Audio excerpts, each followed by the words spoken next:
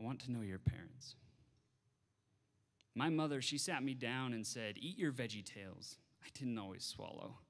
But of all the things that left me hollow, it wasn't her hand-me-down hope or the hymns she played at a half-tuned piano.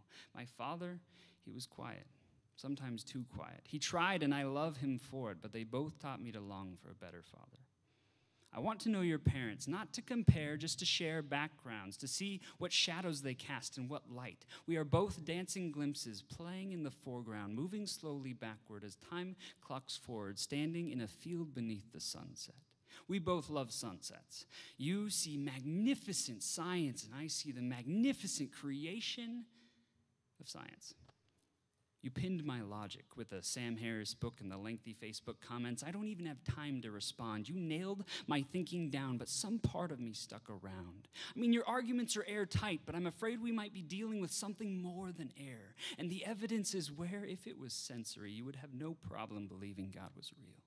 Faith would not seem so often futile if it was something you could feel.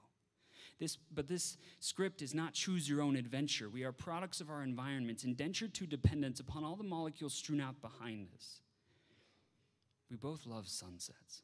Standing in that field, scarecrow to our right, arms outstretched on that wooden pole. I saw God in the shifting lights, and you nailed my logic, drew a sword and crossed it, said I was just like them with the straw man arguments. You keep hacking away at my scarecrow, saying that's all God is, something we conjured up in the corner of our field to keep all the dark pests away.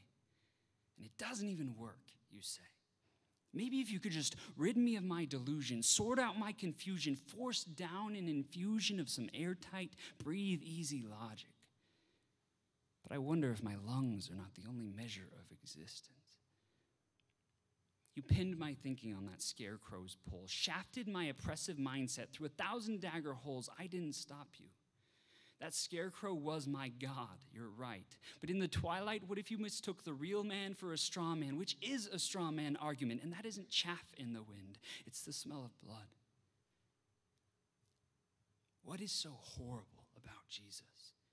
This idea that God stepped down among us, felt what we feel, still said he was ruler of us, that he created us, that he could forgive us of all our flailing knives and failing lives. So we propped him up on a wooden pole.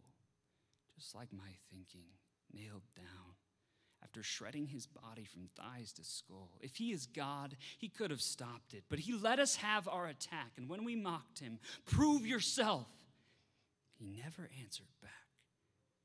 What is so horrible about the idea that God let us have what we wanted when we got tired of a moral conscience that haunted with the threat of the divine? We could threaten the divine, tattoo our hatred on his skin in ugly lines, scar his tissue with our issues, spit in his face, scream about how he oppressed us, offer the vinegar-soaked toilet bowl cleaning sponge of our disgrace to his taste.